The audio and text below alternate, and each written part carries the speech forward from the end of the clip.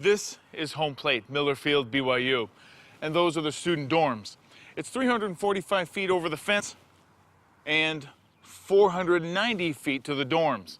BYU baseball lore has it that a skinny young left-handed hitter took a fastball over the fence, banging one off the dorms. And before he left for the majors, he also put one on the steps of the Marriott Center over 540 feet away. That skinny young left-hander was Wally Joyner. This is Legends. He was going to be good at whatever he did. We didn't know early on it was going to be baseball. He was always the most valuable player on any team. Even when he was little in Little League, people would come to watch him. You know, he's competitive, very competitive guy. You know, not only, on the baseball field, but, outside. He treated the game right. He treated the people around the game right. Still does to this day. Beautiful family man. Just a lot of good things about Wally Joyner.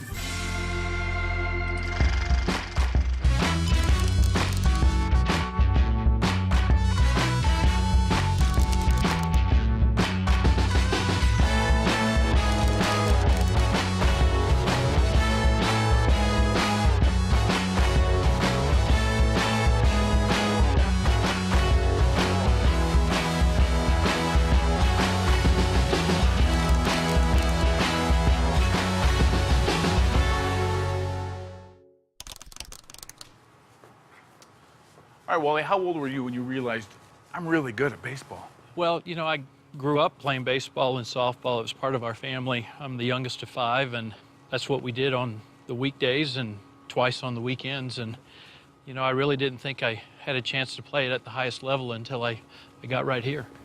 You didn't know it until you got to BYU? Did not. Wow. Didn't think I had a chance.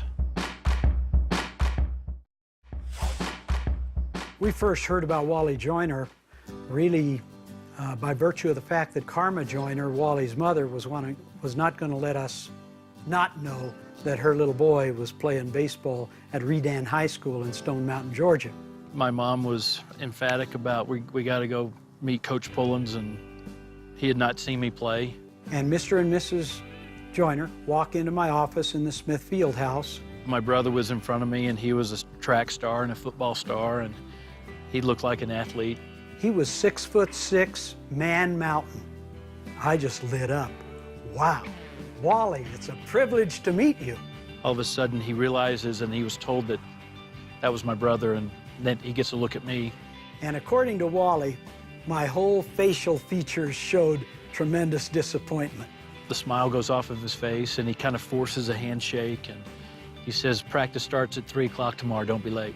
But I will tell you this, Wally Joyner is the only player who was ever as good as his mama said he would be, and that is for sure. Now, how was the transition for you from high school to playing here at BYU? BYU was they had a good team the previous year, and they lost their first baseman. And so the third baseman, the previous year, Kenny Clayton, was playing first.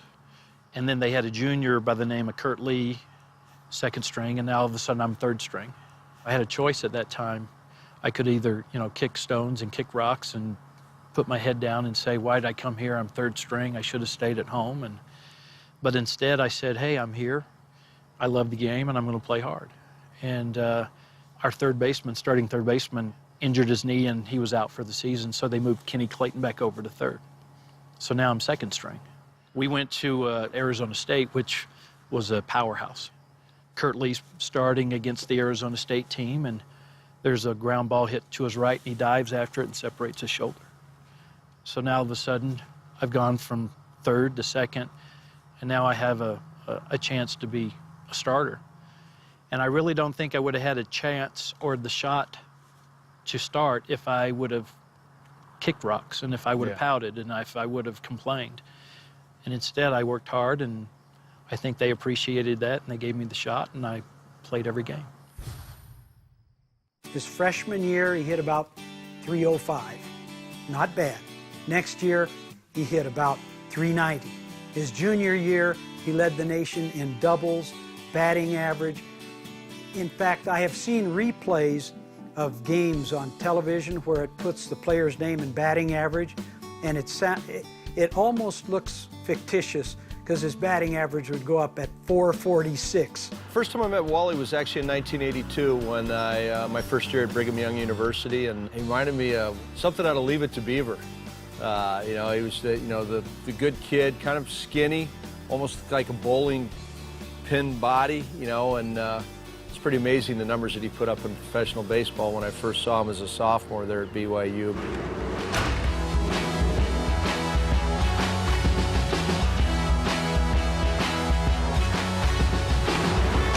So tell me about draft day. It's an exciting time. It's an unknown. You know, you have no idea who's going to draft you. You have no idea if you're going to get drafted.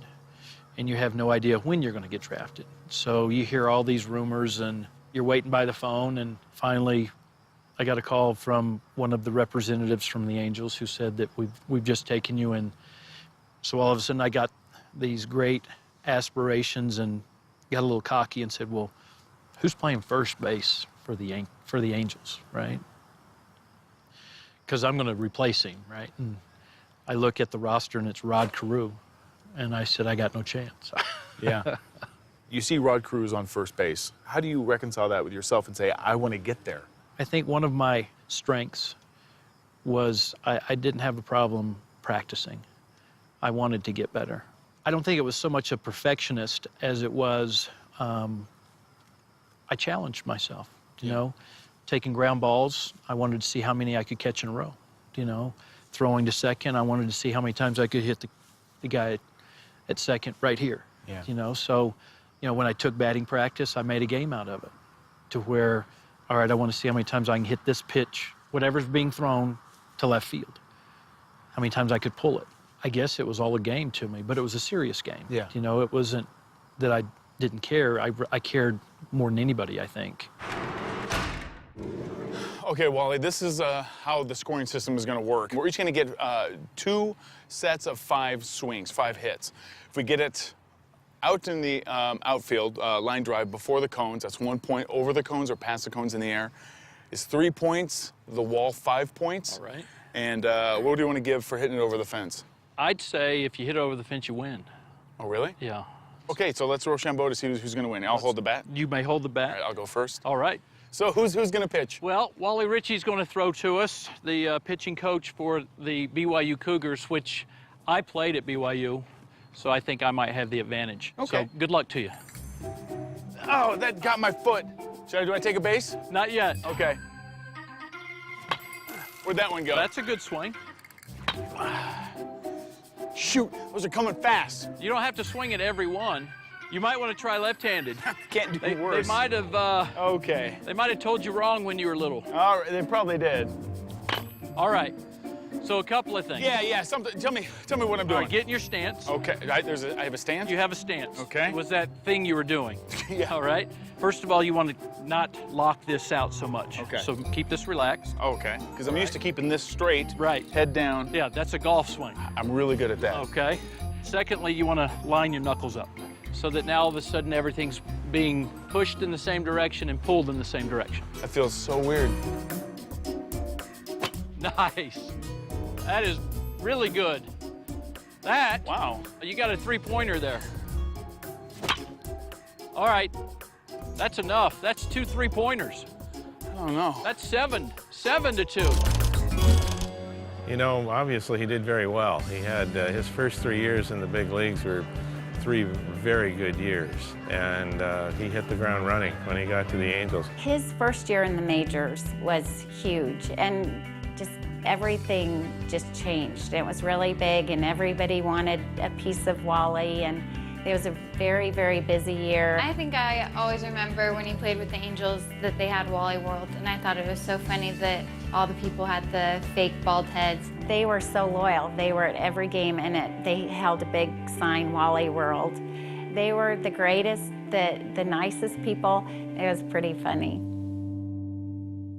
That had to be a little surreal. It was very surreal. The movie Vacation had just come out with Chevy Chase. The Detroit Tigers were in town. And I remember being in the on-deck circle in the first inning, and I'm walking up, and the announcer says, now batting for the Angels, first baseman, Wally Joyner, and I step into the batter's box, and then there's this big roar that started in right field. And it was loud enough that we had to stop, and we looked out there, and some fans had unveiled a sign that said, "Detroit Tigers, welcome to Wally World." And that was the first time that it was ever mentioned, and it stuck from that point on. It was pretty fun.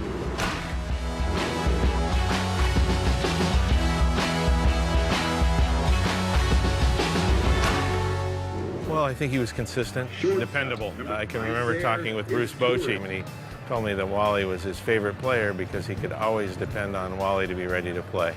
Wally was unique in a way to me because not only was a player, but a very good friend, and that doesn't happen a lot with guys that you manage. From the other side, watching Wally all those years, you know, playing against him, when he was with the Angels, now he's with the Royals, a complete player. He could beat you a lot of ways. He could beat you with the glove. He could beat you with the bat, with a single against a very tough pitcher. He had the long ball in his game. We played each other in the playoffs to go to the World Series. And in Game 2, I pitched Game 2 in Fenway Park, and Wally hit a home run off of me. And he ended up being the first rookie to ever hit a home run in the playoffs. And so he got it off me. So he thinks that's funny. I don't think that's so funny. He asked me if I wanted to sign the ball or sign something. I said, you know, it's all right, that's good. Wally was that neighborhood kid next door that you just liked, that you just wanted to be around, and that eventually you just pulled for. So all his interviews were great, his access was great, the joking he took from the veterans, the way he always had that smile, And I think he just endeared himself as Wally Joyner, then Wally Joyner the player. I think at times what kept him real is he kept himself grounded, and I don't think he allowed some of the exterior factors of fame and fortune and notoriety ever become something that he wasn't. I think he was always true to himself, and when you don't take yourself too seriously and you don't put yourself on that pedestal like he never would, I think it allows you to kind of navigate yourself through some of these tough situations. Were you prepared for that lifestyle? Oh, absolutely not. You know, I don't know if anybody can prepare for it. Yeah. You know, the best thing that happened to me was my wife and I, we started a family early. So when I would come home, the first question was, here's Mackenzie, or here's Jesse.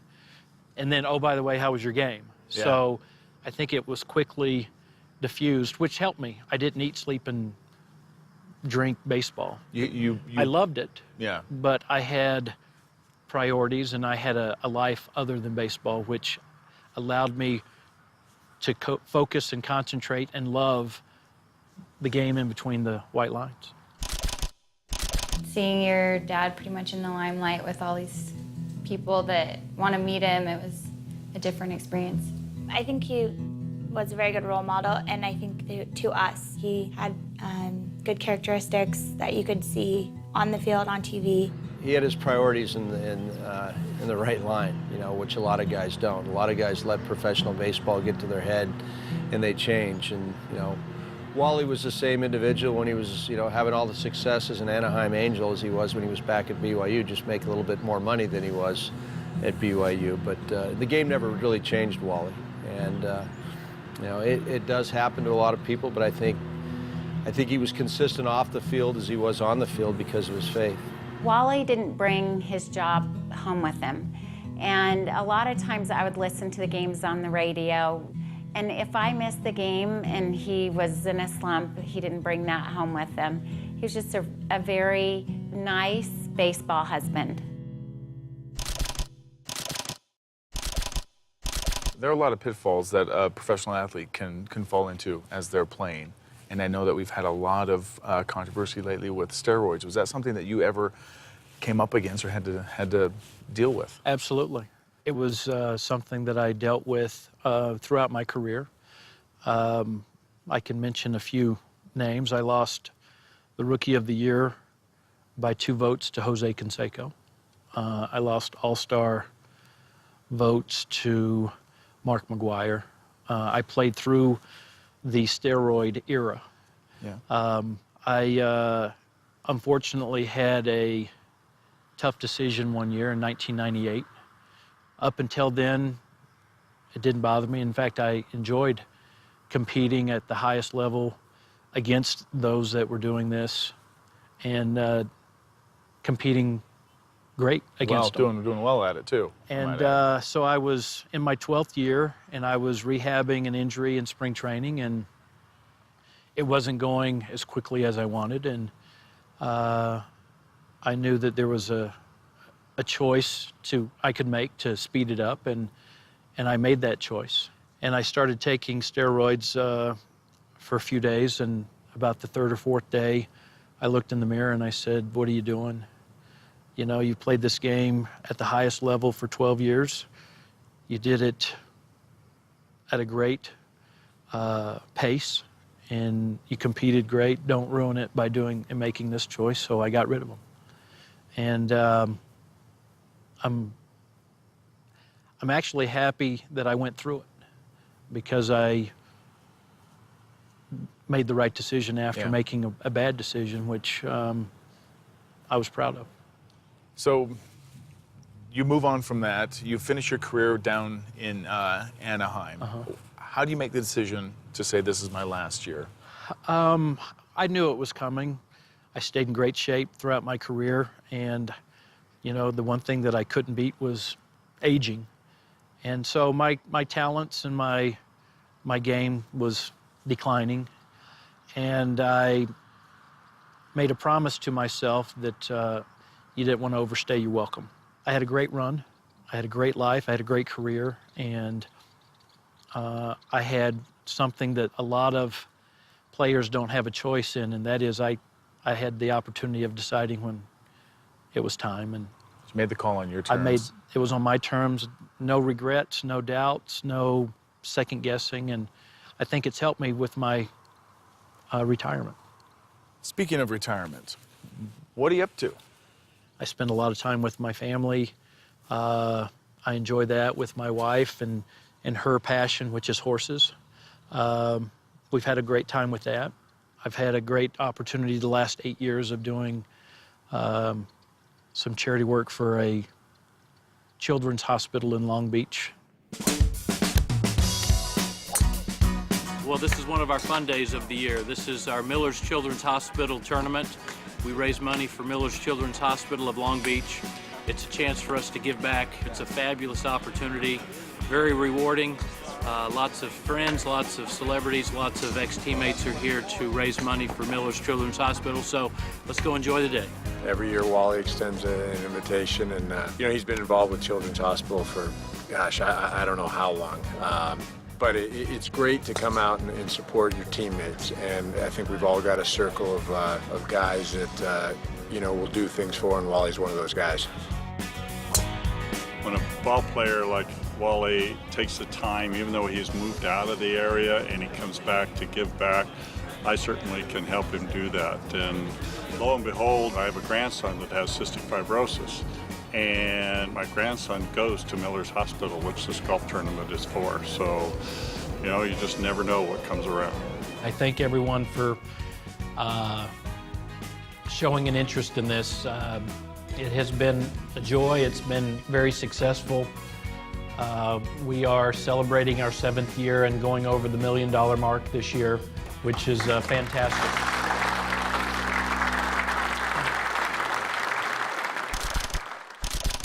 So if you're not working with the Charity Foundation, working with your horses, what else do you fill your days with? In that small window of time that I have, Major League Baseball asked me to be the hitting coach for the Chinese national team. I spent a month in spring training in Phoenix with them this past April. I didn't know what to expect. I don't know a lot of Mandarin, and I don't think they knew a lot of English. Yeah. So there was a little blockade that we had to get over, but they did have great interpreters. We have had, not just professionally, but going to those baseball games, Little League, listen to Papa chew out the referee and Uncle Jack. We have memories that are just so fun. It'll take a lot of years for me to still make up for all the times you have practical joked me or teased me. It's been fun since your retirement to have a little extra time with you. That's been a blast. Been great to know you. I look forward to having many, many more good times together, and always wish you the best. One of the tremendous aspects of this career are the friendships that you gather along the way. One of my real treasures is mine with you. Thank you very much and congratulations.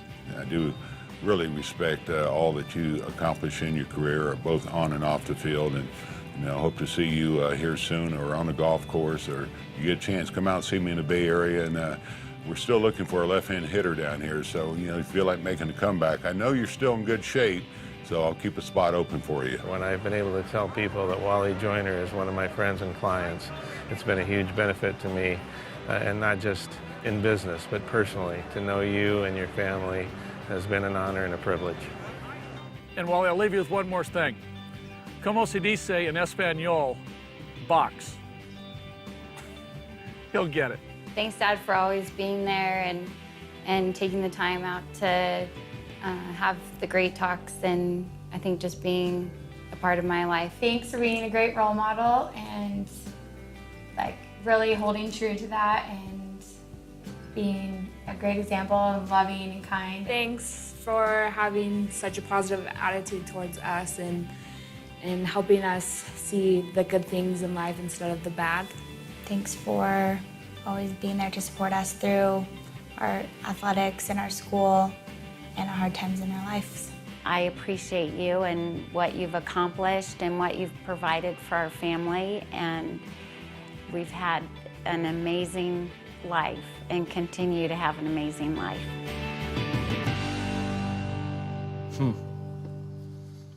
Wow. That's pretty cool. That's made it all worthwhile. Hearing these people talk, seeing what you've accomplished, looking and sitting here on this field today, do you ever just miss playing baseball?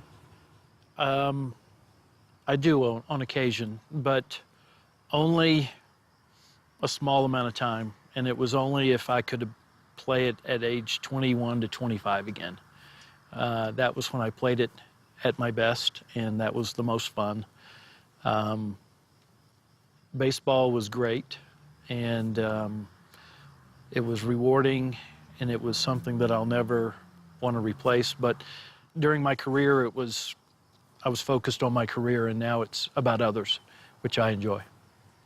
Well, Wally, you've definitely got still another huge fan in myself. Thank you so much for coming on the show. It's been a pleasure, Kurt. Thank you. And I'll see you on the golf course. I hope so. Good. Thanks. Okay, I'm gonna give you a couple tips on. I get some tips from you now? Yeah. All right. When do you put your best picture in the front of your portfolio, or do you wait? Third picture in. Third picture You want in? one that's gonna capture their interest. Okay. Your best one's third picture in. Okay, that one may. Oh, Yeah, there all right. you go. That flag goes 7 up to 6. 7 to 5. Wait, that's a three-pointer. Oh, 7 to 6. I like that one. Yeah, that one. It's 7 to 9. 7 to 9. I got 2 more swings. I can't wait on the. Yeah, wow. That's a pop fly. That's a 10. 10. I got double figures. All right, here we go. Oh, great. Wait, I think that got to the. No, it didn't get there. No, just the 3-pointer. Oh, so it was 6 to 13. So I double jump. Yeah, you did. This was good. This was really fun. I mean, it's been a while. It was a lot of fun. When's the last time you swung a bat? Oh gosh. Yeah, Reagan was president. When the last time I did. So who gets the balls? Losers usually shag. That's what I figured. Right. I'll get them. So I'll see you in the dugout. We called it the Superstars tournament. We were going to find out who was the best athlete on the team, and Wally put together all the events. And this is the only time I've ever been injured as a manager because of Wally Joyner. We had free throw shooting, we had a pool table there, we had a ping pong table there, bowling, and he had one event, field goal kicking. So when on the field goal event, I'm trying to kick a 40-yard field goal, and I pulled my groin. So for about 3 weeks, I couldn't even walk. So I do owe that to Wally, but this is part of his nature and how he brought people together. I'll never forget the Superstars event when I had to go in the DL for a while.